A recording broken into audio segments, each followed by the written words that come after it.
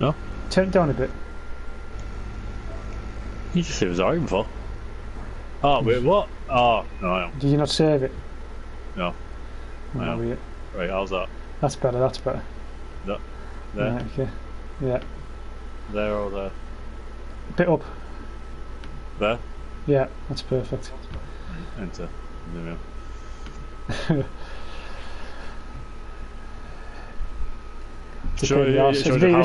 We did a studio with soundproof walls and all sorts. Which damages. Right, I'm going to set it up now.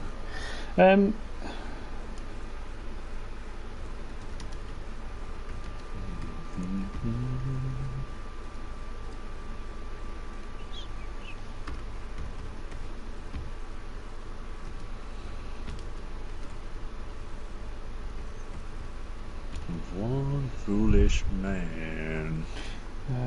Hold on, model, hold on.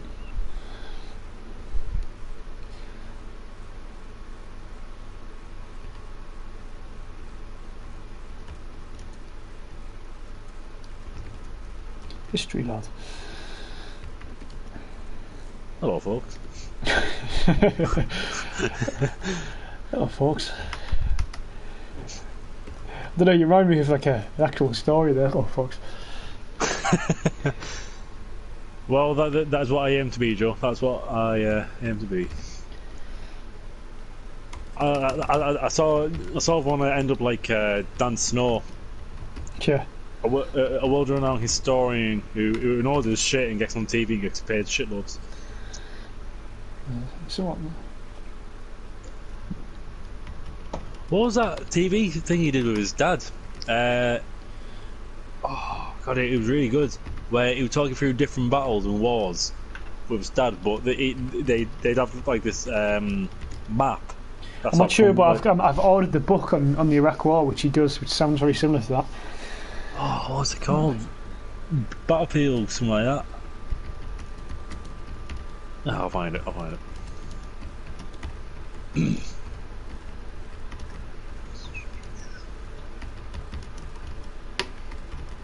One foolish man.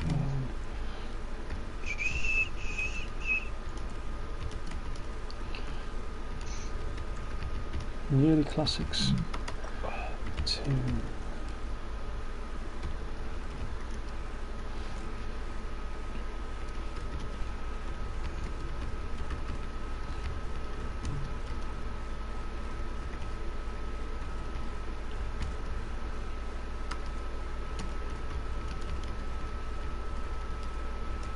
Walk on down life's rocky road. Walk on. That's not cool. We will discuss games such as Ghost Recon, Call of Duty, Medal of Honor, as well as Brothers in Arms. I'd have to say for a tactical console war game, Brothers in Arms, Hell's Highway is my favourite. Yeah. Well, so we're going to it. Don't fucking run it out. Yeah. Hold your horses. I'm very excited, you see. Can't blame me, like. Yeah, I just want to talk some history, you know, want to educate.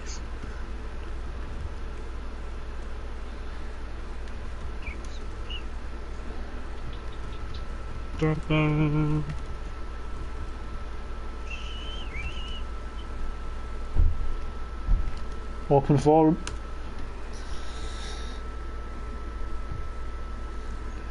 Feel free to join at your own risk. Yeah. Scrutiny. Lots of scrutiny. I've made like a nice Call of Duty 3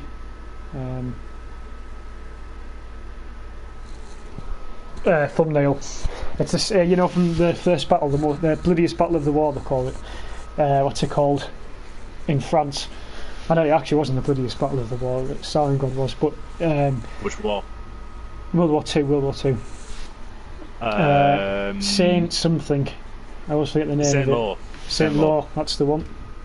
One of my favourite, by far, one of my favourite missions ever of Call of Duty 3. It's a great mission. It's the very first one as well.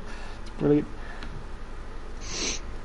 I mean, that's how I kick a game off. Like even playing it now, like going back to it now on PS2, it's good. Well, we're going that. So I basically I'll be just asking save questions. yourself, Joe. Save yourself. Right. I'm gonna go public. What else? If you mute yourself for, can you mute yourself for a few minutes? Or not? I'll introduce it. If I must. I'll just unplug your mic and I'll, just be aware. Right. I'll just mute my mic. Okay.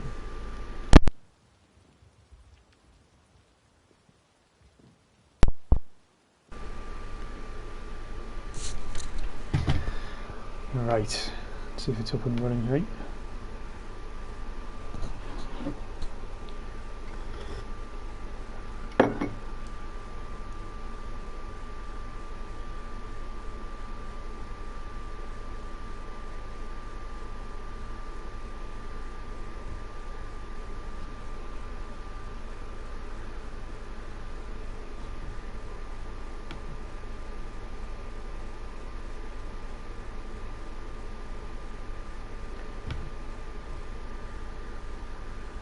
Right, up and running. So today is it's sort of a live podcast, if you like, and it's it's got, you can play it back. Obviously, it doesn't have to be watched live, but it's going to be an open discussion, so people can comment on and we'll sort of listen to the comments and stuff, and we'll integrate the comments with what we're talking about. But with History Lad today, if he's here still. Hello, folks. There he is.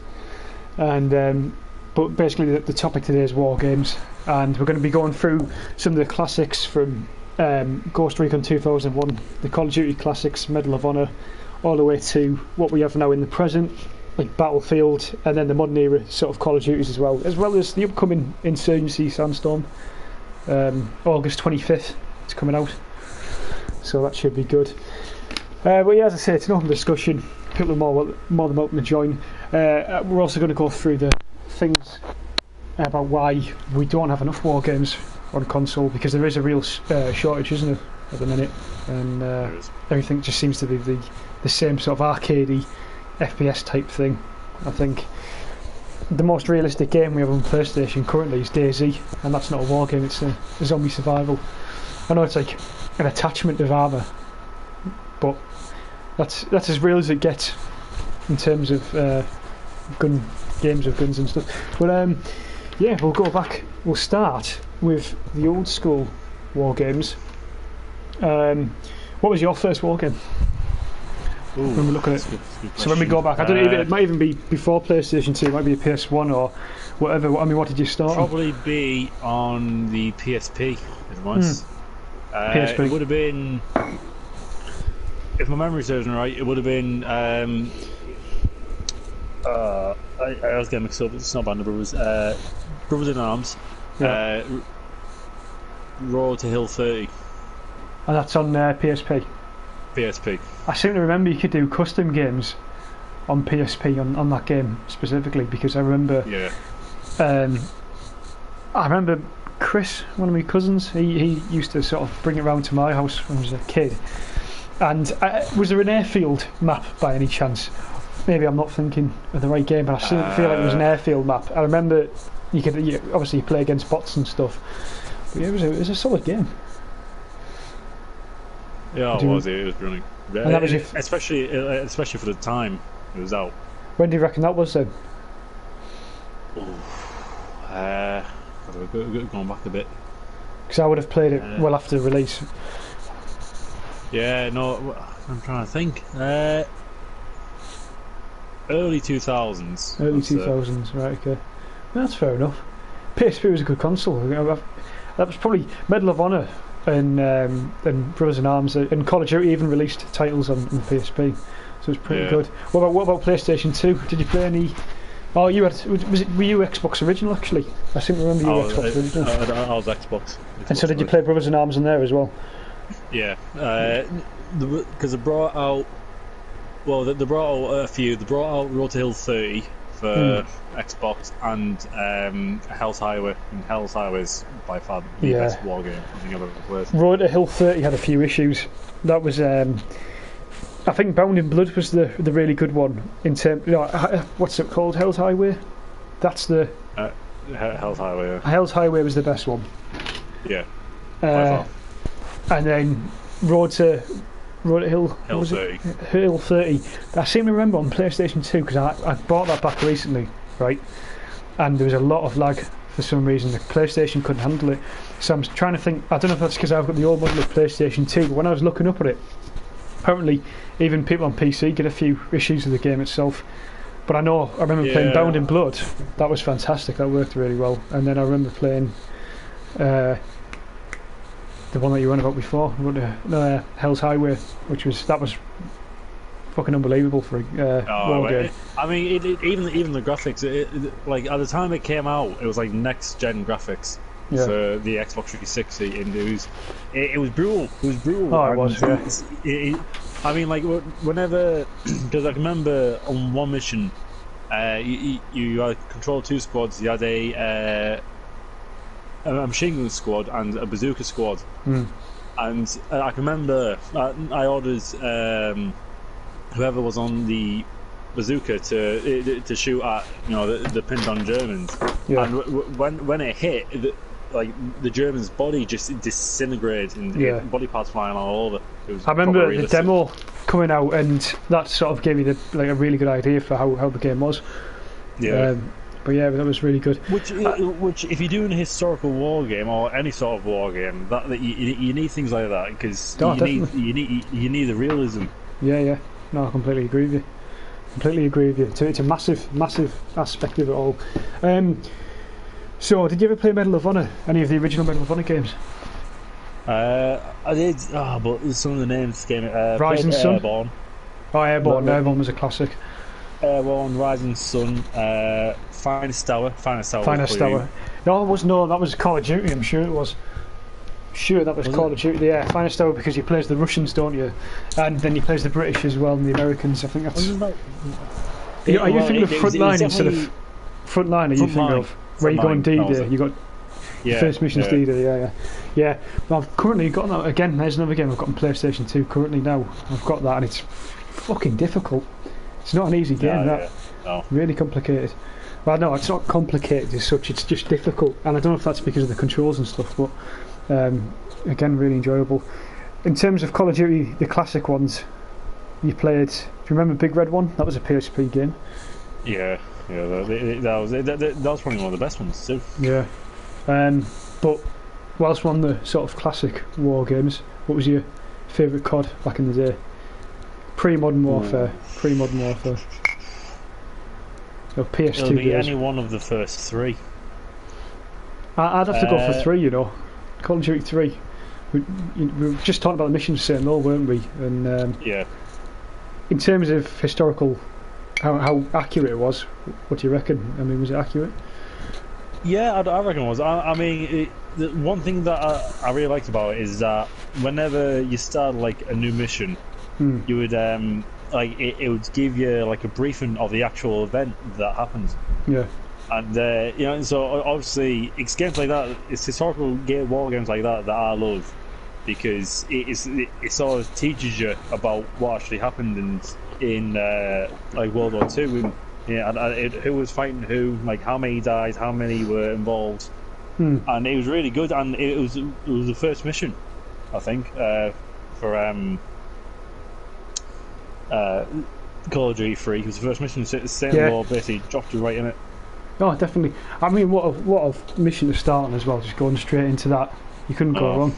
I was good to say law. But then you move on to the PS3 and 360 era, and obviously Modern Warfare comes out, and again this is where it starts going a bit more arcade type. I mean, Call of Duty, the original Call of Duty games were arcade, but at the time they came out, they were still pretty real. The storylines were at least felt quite real. And then, but then we were talking about like Brothers in Arms, Hell's Highway properly now, because that's when it comes out, isn't it? I think on Xbox 360 and PS3, was it?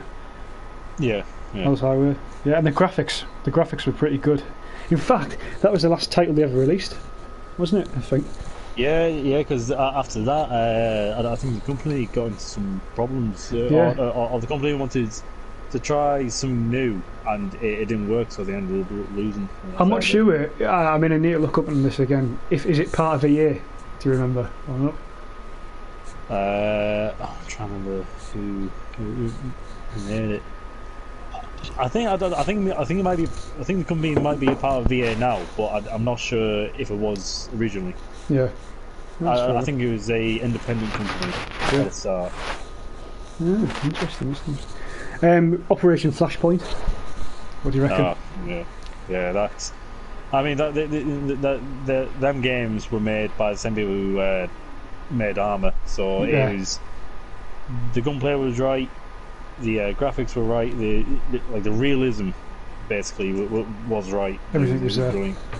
Out of that, I mean, I don't know about you. To me, out of all the games we've ever had, that's the most realistic I think we've ever had on console. Without doubt, console, yeah. Ever. Yeah. I mean, apparently after Flashpoint, what happened was the companies went two ways. So one company went to play make Armour, whilst the other company carried on with Operation Flashpoint. And then they came out with Dragon Rising, Red River, which takes place in it's in an Afghanistan / Iraq setting. So it was a good game, but the sort of obviously Armour turned out to be a lot better because Armour 3 came out and that sort of excelled massively. But then we got Black Ops as well. Which what did you think of Black Ops when it first came out? And World at War as well. Except 3. The one Black Ops 1 in it works in Vietnam. Black Ops 1's Vietnam, and it's Cold War era. It's Cold War era. Yeah. That was probably the best one for me. For me personally. Why is that? Just because that was quite even though Call of Duty games have gotten less realistic and more stupid. I mean, it was quite realistic. It was gory. Definitely gory. They had the battles. They had the right people in. They just did it well. Yeah. Even you got a good feel for the Cold War throughout the game. I know it was obviously it was still story. The whole thing was fiction, but it still had the implemented real parts into it, especially the Vietnam conflict, the nuclear race with Russia or the Soviet Union at the time. So I mean that was pretty good, and then the weapons obviously for the time were all based off the 1960s and 50s World War II, and they sort of used that, and it was really good, really good. World at War, you're against the Japanese, and then you also play as the Russians against the Germans, I think. What did you think of that one? That was good. For me, I'd say that's up there for one of the best. Is that the best ever? For Call of Duty, I wouldn't say it's the best ever, but it's up there. So what is the best then? I don't. And I'll say again, I prefer the originals. For me personally, probably Call of Duty 3. Right. Okay. Why is that though? What make how do you come to that? Even though the first ones and World at War are both set in the same time, there's more of a better story in number 3. You're more you feel more connected to the characters than you do in World at War. Right, that's fair enough. Well, I think that's partly because they're all new characters in World at War. Well, yeah, they are. In fact, World at War sets up the whole Black Ops saga, which obviously goes downhill after 1, pretty much. Maybe 2. The story mode, at least you can maybe save Black Ops 2 a bit, but goes down a bit after that. But yeah, that's fair enough. I think World at War for me, right, is the first 3 games and then put on steroids. But I don't think there's ever been a game on console as realistic, as gritty at least, as World at War, and that's the most gritty war game we've ever had. Oh no, yeah, I mean it definitely inside the open mission. Yeah, with the cigarette burns and shit. Yeah, that was brutal. And it was realistic. You used bayonets you could use, and I just remember if you shot someone, the arms. Yeah. There's the you could pick up mortars and actually throw them at people as well. Yeah, And I just good. remember that used to sort of liquidise And people. It was, yeah, it was absolutely brutal. So that's sort of the last gen era, and then since then, obviously on PC anyway, you've had developments with Armour, Insurgency, Squad is the massive one. That's the big one. That's the big realistic one. On console though, we've obviously graphically things have improved, but the games have gone downhill, haven't they? It's more multiplayer based now, because everybody wants a multiplayer game, but and I think that's down to money as well. Oh no, yeah. I mean, it's all down to money now with devs. Like, there are a few companies who are only in it for the fans and that, but like the big ones, mainly EA, they're only in it to make money now. Like, which is why apparently we don't have another Medal of Honor coming. Well, supposedly we don't. But no, I mean, it was made by EA and all that. I don't really want it. You know what I mean? Because if it is, what you mean in the modern era? You mean now of the money? Yeah, I see what you mean. Right, okay. Because back when Medal of Honor first came out, it was it was obviously done well because the company sort of made games. Obviously, they made them for the money, but they made them to actually be quite successful. But now, what can makes a game successful now is obviously how much money you can make out of it, how many sort of microtransactions you can push into it, and like look at GTA. It's got how much GTA have got billions, haven't they? It's like, but they've made more off microtransactions than selling the game itself. I think something crazy like that. Same which is with, shit. COD. Oh, aye, probably yeah, because they've gone downhill in the last few years. They've definitely gone downhill, and the only way they're still making money is through. I think they do loot crates, don't they, and boxes. That's how Call of Duty does it now. I know they did on World War II, and they did on Modern Warfare. Even Modern Warfare Remastered, they sort of plagued that game with shit like that. So, which is slightly frustrating. But what about Battlefield for you? Like looking from where it was to how it is now, how would you sort of? I mean, where would you go with it? all of them. All of them I've enjoyed. Yeah. I mean, the like Battlefield 1. I mean, I did enjoy it, and I enjoyed the way it played out. Like, I like how there was different people you play as, and you saw different stories. So you had a combination of ground and air force, and that that was good. Yeah. I mean, for me, one of the best ones is 1943. Yeah. People love that one. Because it was like that's a good example of a game done right. Why that? What makes that one right though? Well, because it was fun to play. It wasn't hard. It wasn't frustrating. I mean, the graphics were good for it. Just like the battles that you had online as well. It was just fun. So in comparison, you put that. You had like Wake Island. Wake Island is literally like one of the most favourite maps for fans to play on. Fan favourite, yeah. So you compare that game now, right? But you got Battlefield 1943, and compare it to what's the nearest one they've got? Battlefield 5, they call it, isn't it? I think that's the nearest one. And how do you compare that to that for you?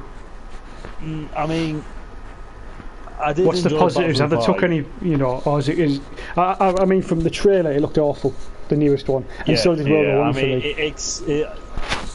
Everything's right in Battlefield 5. Graphics, story, it even gunplay, but they're adding stupid things in, and I'm not being sexist, but you unless you were on the Eastern Front, you wouldn't have saw female soldiers. Yeah, I know that's a fact. Especially ones with prosthetic limbs of a stupid hook. In face paint. I mean, it's stupid. Yeah. You're able to create like your own character in a way for your class, and you can have black female soldiers. Yeah. It just wouldn't happen. And it looks even stupider when you're on the German side and you've got a black female fighting Surely, fighting for the Germans. That is more insulting to a black person than anything. Having a black soldier on an Aryan side. It's that's crazy. It's a crazy concept. I don't know how that's been allowed or where that. I mean, if we're talking about having obviously EA's massive push more than anything. You can tell from Battlefield 5 especially. It's sort of this liberal outlook to World War II. Like anyone can be anyone, this, that, the other. But surely that's taking it too far. Saying you've got black soldiers. There's some horrendous stories from World War II about Germans capturing some black American soldiers and torturing them, because obviously the Germans, the Nazi Germany was an Aryan state. Yeah.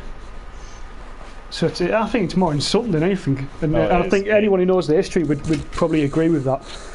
But yeah, what were you going to say? Sorry, I interrupted you. When the game trailer came out, people kicked off straight away. Yeah, there was a whole petition to even boycott it. Yeah, I did. I never bought it. I refused to.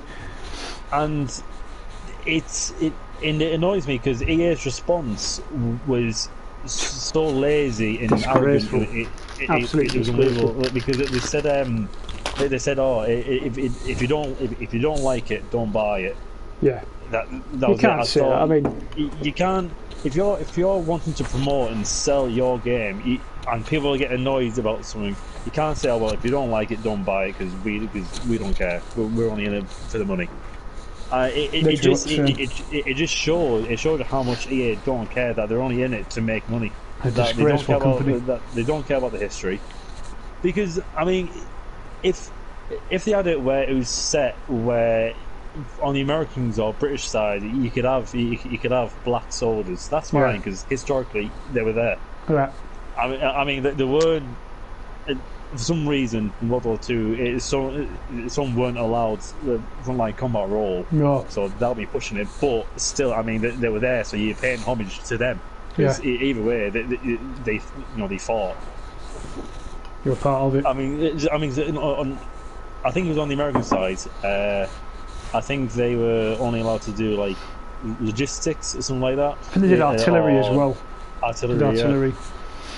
Yeah. But in World War One, you had the Harlem Hellfires, who were some of America's best fighters. I look at Battlefield 5, and I think it is nothing but it's made purposely to get as much money as they can. It's not made for historical purposes. It's like a trick. It's just like one big trick. It's like they brought the game out in the sort of time when the SJW shit was like that sort of movement was massive. And it was getting loads of like media attention and stuff. So they thought, we'll join in because we can make a profit out of it. The game is not made to represent World War II in any way. No, it's not even made to represent first-person shooters or anything. Because for people like me and you who are passionate about history, especially like military history, like for me, especially when it's not a fictional war. If we're going to do a real war, do it properly. I mean, like.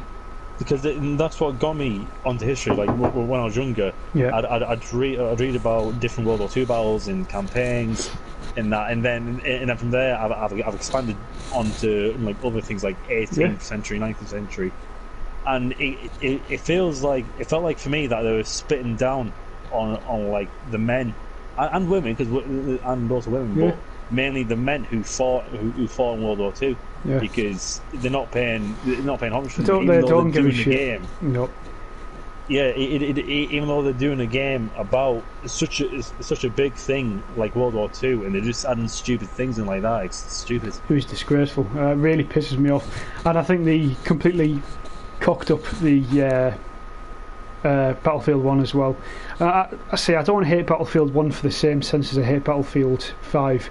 I hate Battlefield 5 because of the sort of political aspect to it, and the fact that they just try to make as much money as they could, and completely sort of ripping off World War II and everything to do with they've completely fucked it over. They've not gave a shit about the historical aspects, the political aspects, or the sort of even the ethnical ones. As I was saying, having black soldiers and an Aryan side, it doesn't make sense.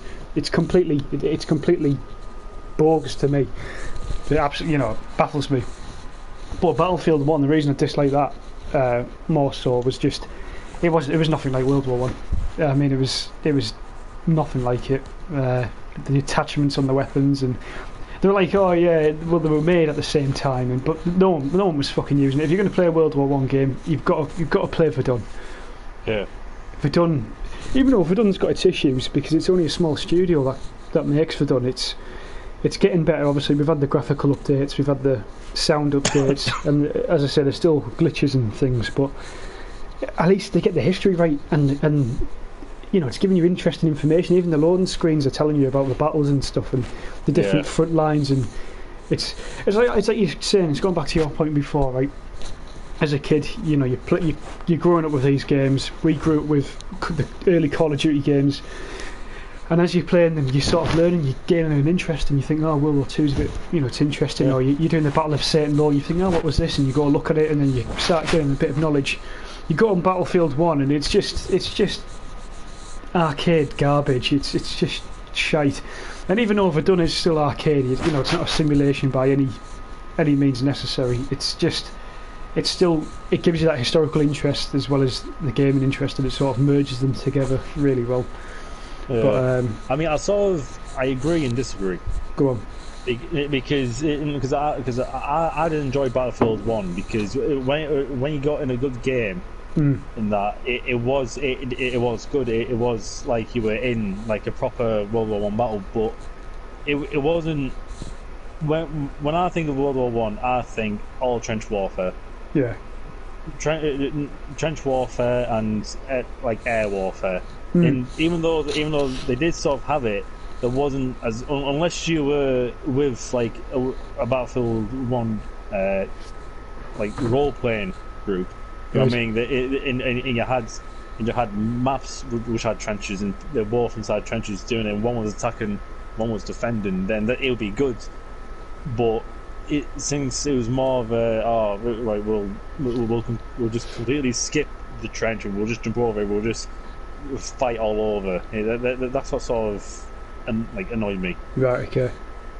That's fair enough. Yeah. I mean, I still think though, like if someone came to me and was like, you want an interesting World War One game, I'd direct them to Verdun over Battlefield 1. I completely agree with you though. I mean, I did play the demo. I never bought Battlefield 1. As I say, I refused to buy another Battlefield after Battlefield 4. But in terms of like when I played the demo for Battlefield 1, I did enjoy it. It was fun. It was a fun game. But so going back to what I was saying before, I want a bit of, I say realism, but I like the historical aspect to it, and that's why I can get away with a game like Modern Warfare Remastered, for example, because even though it's fictional, it's still got some realistic elements to it in terms of a war scene. But that's just my opinion. Looking at sort of, what did you think there? We're going to look at Call of Duty again actually now. What about the new Modern Warfare game? What did you think of it? In terms of a war game. It was good. It was good. I mean, since it's sort of not a remaster, but it's a remake, I think. Supposedly a remake. It was good. I mean, the story was good anyway. Not so much the online, but that's the same with any Call of Duty for me, really. Yeah, that's fair enough. The story itself, what did you like about it? What did you dislike? Well, I mean, one of my favourite missions was it was just a simple house clearing mission. Right. It was when you were with counter-terrorism in the SBS. Yeah. And they did that like it was basically like watching, you don't like from the Funker videos. Yeah, like watching a film. It was like that. Completely agree. I think that's one of the best missions ever made, or any game ever. Oh, definitely. I mean, even the when you're with all the resistance fighting, you're attacking the Russian airbase. Yeah. That was another good one. Yeah. But I mean, they did the guns and the gunplays in the gunplay really well with that one too. I completely agree. I think what they managed to do in that game, the positive things that they managed to do with that game, story specifically, they had some like common themes which you see in wars today. So we're talking about gas attacks in the Middle East, specifically looking at like Syria and Iraq. Warsaw, Syria, genocide, and then as well as resistant fighters, which have become they are freedom fighters. That, it's increasingly, it's more common now. You see, and I liked how they're taking real themes and then putting them into sort of a fictional setting. But it made it feel real, obviously, with the graphics as well, were unbelievable. But then you had all this sort of terrorism stuff, and obviously that's very relevant currently in the last few years, or at least in the last 20 years, terrorism's been massive across the world. So to see that put in the game and then done so well, like the counter-terrorism mission where you're going through the house and you're clearing floor by floor, that's probably the most amazing thing I've ever seen. I remember showing my dad, actually. I said, he used to play the old Call of Duties and he used to like them, but he hasn't played in years. But I showed him that mission, he thought it was like a film as well. So it says something when someone who says it's like a film, and that says something. It was done really well. It was like Act of Valor. Oh, is that what it's called? Act of Valor, the film with the Navy SEALs. With the Navy SEALs, yeah. They actually, I think they're actually in it. The Navy SEALs, yeah. But that's what it felt like. Yeah. But the negatives for me, the some missions they fucked up in that game. In fact, I don't think the story was completely great. The themes in it were good. I don't think it was executed very well. I think the characters were also really good, but like one or two of the last missions were. I know it's Call of Duty, so they have to blow it out of proportion and really go out there sometimes, but it still really pissed me off. Like there was a point, I don't remember getting chased by the Juggernaut in one of the missions. It felt like a boss battle, and I was like, what is this shit? Yeah, so that was stupid. Yeah, and it sort of went from realistic or semi-realistic to stupid there. That went like that wasn't even. I mean, that mission was going quite well. Yeah, it was. Then. Yeah, I mean, yeah, I'd say it was as well. But yeah, then we've got to look forward to Insurgency Sandstorm, 25th of August. I'm looking forward to that. So what do you think of that, from what you've seen anyway? What, from the PC one? From the PC version, yeah. And the trailers.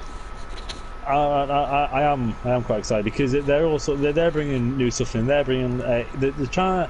I think the devs are trying to make it a bit like squads, so bringing helicopter support. Nice. I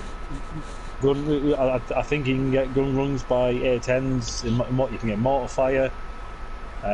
So yeah, I'm looking forward to it because I think that's the game where the devs have taken time to get sort of like the things right. Yeah. Like the guns, the sound, the movements. Thing is, you'll find a game like that with as much passion as they've put into that one will do really well. I think because people are getting sick. People are starting to realise that this sort of the reason that these games that they're pushing just for money specifically, people are getting pissed off and sick of them, and I think they're starting to realise that. So they need to go back to making games with a passion and an actual interest in the subject. Oh no, yeah, they do. I mean, if I was a games developer, I was going to make a game, say, set during probably World War II, maybe easy. Okay. Yeah. I'd make sure I'd put in the most research ever about that sort of thing. So say if my character is he's just survived either now he's in the Battle of Normandy. I'd make sure that whichever nation he's with, that he's gone the right way. He's on the right campaigns as the actual army was when they were fighting. So I think, say if he was to land on, I think it's Omaha, if he survives, his sort of goal would be to block off the Germans' sort of supply line from Cherbourg. So he would be going in and attacking Cherbourg and taking it. So a bit like whatever decision you make or whatever happens to you in the campaign sort of affects how the campaign goes. It's just you're just replaying history. If I was really in depth. You're replaying history. Like there wouldn't be anything too fictional, if you know what I mean. except some characters. You know what I mean? But when it comes to like famous generals, you know, that I'd make sure that they're done right, that they look right, they sound right, they have the sort of right attitude in it. Yeah. When we look at shooters, right, for war games, what do you think's better, first person or third person? Your personal opinion here. For console or for console specific? For me, I'd want like a first person one, because I want to see it through the eyes of that soldier. You know what I mean? Definitely. I think that's a. I think for console, it seems more appropriate. I think third person's very PC orientated, and you can do it in console. So you look at Battlefront and Wildlands, for example. But actually, Wildlands and the same with Battlefront, you can switch to both, can't you? So you can go from a third person perspective to first person quite well, and I think it works really well. I think for me, it's with first person, it's more you feel more involved with it. Definitely. Than you do, like you're able to appreciate it more, rather than because if you're in third person, you're not able to see everything. Yeah. That's clear, you know what I mean? Because you've got your character there, he's sort of in the way, he's blocking a few things, but if you go in first person, you see everything. Completely agree. Yeah. But I mean, and the thing is, for me personally as well, the very first game I ever played was Ghost Recon 2001. That's first person shooter, and since then I've always loved them. And so I'm just so used to them now. That's what I stick by, really. But we're coming on to sort of the final topic, well, group of topics I suppose. Why there isn't more war games currently out. I know we've sort of been in and out of this sort of discussion with the companies and stuff, but one of the things I wanted to say is that it's also to do with political reasons, I think, you know, in terms of controversial topics. So they have parents complaining a lot that parents are wanting to stay PG. They don't want gore, they don't want bloods, they don't. I mean, you know, they don't want anything like that, which is fair enough. I mean, I can see why. Well, it is and it isn't. Say if your kid was really young, I mean, yeah, fair enough, you know. But if your kid's that at that sort of age, don't let them play games like that. Exactly. Keep them on games like Mario, or something like that. You know what I mean? Like for me, I don't think as well. I know I'm being a bit biased because I was playing because like me and you were playing like Scarface in like primary, but I mean, and I'd say when they're old enough to sort of handle it and they sort of understand like what a war is, that, you know what I mean? I wouldn't let them play it, but it's hard because you can't have a good war game without realism. If you don't have realism, it's not going to be a good war game. Yeah, I completely agree. And every war is controversial, so you're always going to get that. And I think when you're talking about parents complaining and kids playing games like this, simply don't let your kid have the game and listen to the rating. If the game's 18 rated, it's going to have, you know, mature content in, so don't give the kid the game. But like war games are always going to be controversial, whether they're fictional or based on true events. Now, there's an Iraq war game going to come out a few years ago, and there is gameplay out with it actually, and it looks amazing. But in the end, I think the US government has something to do with the US government said it wasn't appropriate for whatever reason, because it showed things like war crimes and sort of other things like I don't know. The killing of soldiers and stuff. But then the day, I mean, people don't just play these games for the sake of like killing people. People play them to get an interest. It's like, again, going back to what we were saying before, it's also the historical aspect. You know, Call of Duty 2, Call of Duty 3, you're not only playing the game, you're learning at the same time, and it's the same if done. You know, you're playing and you're learning at the same time. But and then there was another game, Rainbow Six Patriots, which was meant to be the game before Rainbow Six Siege, and it was meant. In fact, I don't think Rainbow Six Siege was originally meant to happen. No. But this game called Patriots, and the trailer's out there. I think you can watch the trailer for it. No, yeah. It's the one where like this guy gets attacked by terrorists and he's forced to wear like a suicide bomb vest, isn't he? Yeah. And apparently that's one of the reasons they dropped that game. And I think there's a few underlying reasons as well. But apparently the main reason is it was too controversial. And I think honestly think that's a load of shite. I really do. I think it's a load of bollocks. And games are going to be controversial. And I think it just really annoys me. I think it's.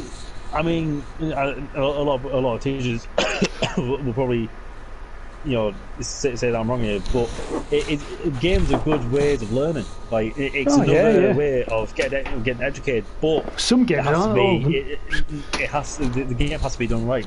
Yeah. Like if you want to learn more about a topic and that, say you want to learn more about World War II, then you're going to play a World War II game. You're gonna learn about these battles. And it's like films as well. It's exactly the same with films. You watch.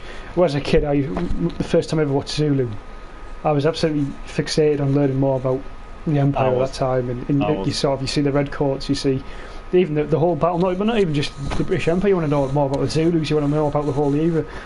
And games do exactly the same. And the same with books. You get into like a book as a kid. You're reading a World War I book. You want to know more about it, don't you? That's just how it works. But yeah, definitely a good way to learn.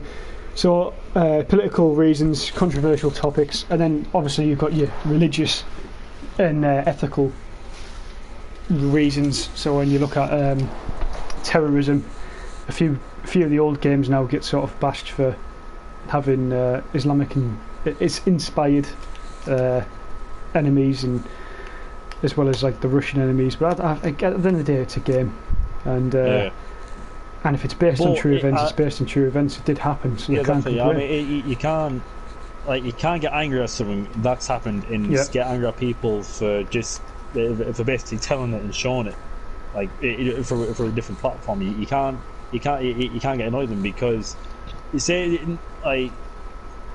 You know what I mean? Like things. I'm trying to think of a game that's done it. Well, as in based off a true story, or that's something that's controversial. As in like, So the cigarette burns in Japan. World at War. World at War. Well, that for example, and the POW camps that the Japanese ran. And all that, and you saw all the malnourished soldiers beaten and all that. Yeah. That if you have a go saying, "Oh well, you can't say stuff like that about the Japanese," well, you can't because they did it. It did happen. You know what I mean? Like you can't deny it. Yeah, exactly. You can't deny it. If you're not gonna, this is why so many recurring things are happening, because people just want to forget all the bad stuff that happened, but you can't forget the bad stuff. Otherwise, the worry. I think it's the worry is as well. It's I think because we're seeing it in game. They think, we want to start hating these people or hating that. Apparently, it's one of the reasons they didn't put the Nazi flags in Call of Duty World War II, which to me is baffling. I don't think a Nazi flag's going to make. Yeah, it's not going to make. It's not going to make your next far right terrorist. It was a flag that was there. It's not going to make you say that. I really like to do this. I really like the look of the Nazi Party. It's not going to happen. It's showing you who they were. Yeah. It's their symbol. It's what they used. You know what I mean? I mean, even though they did do the alternative one, which the Nazis did use, still everybody knows what the Nazi symbol is. Yeah. So I don't see the point in trying to hide it in the game. It's such a worldwide symbol that absolutely baffles me. And again, it's like you could link that to Battlefield 5 as well. It's all to do with sort of this new political sort of whitewashing, just shit. Just pretending like it didn't happen. And then, I don't know. It really pisses me off that, and I think that's one of the reasons why games currently, especially the war genre, is so controversial with just the littlest of things. And I honestly really think that is one reason we won't see many more historical war games come out for console now, because people don't like looking at sort of delicate parts of the past or parts that weren't so good, you know. Yeah. But yeah, I suppose that's that on that. Is there anything more you want to say on why they won't make any more, or why there'll be a downward spiral of war games? Again, or do you think it'll get better? I mean, what? I mean, now it's more people don't really want war games anymore. No, I don't. None of the younger generation do anyway. I mean, it's more people like us, you know, who want that sort of stuff. But ever since Fortnite, there's been a huge increase in battle royale games. In that, so companies are focusing more on that because they know that that's what the latest. I think multiplayer is the new massive thing. And then if it's not multiplayer, it's story mode RPGs. And I think the sort of first-person shooter war games going down. I'm sure you'll be able to. Well, I mean, you can make a good multiplayer war game because you got ones like Squad, Armour, Insurgency, for example. Look how well it's doing. So it is possible, but I think companies are realising that's not the trend, and that's not where the money is. The money's in the stupid battle royale. Yeah, the RPGs, the battle royale games. Yeah, I mean, Call of Duty. If you look at that, they've added the blue battle royale. So I've heard about that.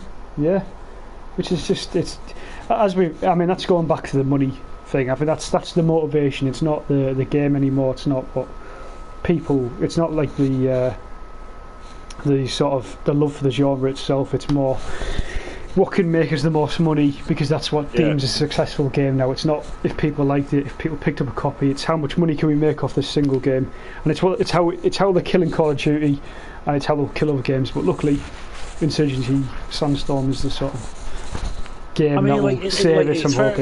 It's fair enough, because obviously at the end of the day, you have to make money from it. You know what I mean? You just have to. Yeah, but I mean, you can go about it doing different ways. Like you can have passion. You can have passion for the fans, and also for the money. Yeah. But it's more of just a passion for the money now. Yeah, exactly. Because, and I think because they know either way that people are going to buy it. Yeah, and it's to do with you've the main studios that used to make games like Medal of Honor, Brothers in Arms, Ghost Recon. They were made by smaller studios within EA, Ubisoft. Who made Ghost Recon again? That was Ubisoft, I think. Actually, was it Ubisoft? Yeah. But it's really frustrating. What's this? I completely agree with the whitewashing points. I'm so tired of Battlefield 5 and Call of Duty World War 2, where you can play as a black female now. So yeah, we were just saying, one of our main points before was, how can you make... If I was a black person, right, and you look at a World War 2 setting, I'd be much more offended that I would be allowed to play as a black character for the Nazis, who were an Aryan race, who absolutely hated black people. It's like a mockery. It's like a mockery of history. It's completely... It shouldn't have been allowed, and I wrote that on the trailer when it came out. I don't know when Battlefield 5's trailer came out. Was it earlier last year or something? It's completely backwards. But again, Battlefield 5 specifically was made for money in mind. It wasn't a game for people who liked World War 2. It was made for money, microtransaction purposes, and that's what's killing not just the war game genre, but just games in general. We're not saying that it's a bad thing that they're trying to get the diversity in. But if you're going for a historical game, you have diversity, but have it right. Have it right. You know what I mean? Yeah. Don't have like black female soldiers fighting for the Nazis, because it's just stupid. Never.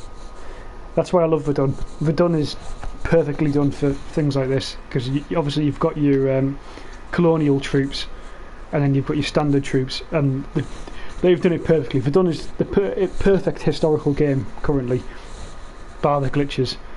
But you look at it from a realist, like a historical point of view, Verdun's done really well. And Yeah, I think that's it. So do you think, George? Do you think we're going to get more war games, or is this sort of the end for it? Obviously, there'll always be shooters and stuff, but war games specifically, are we going to get any more? I don't think we will get them, but not how we used to. You know what I mean? Like we won't get it how Brothers in Arms or Medal of Honor have done it. Yeah. No, I think we're past that era completely, which is unfortunate.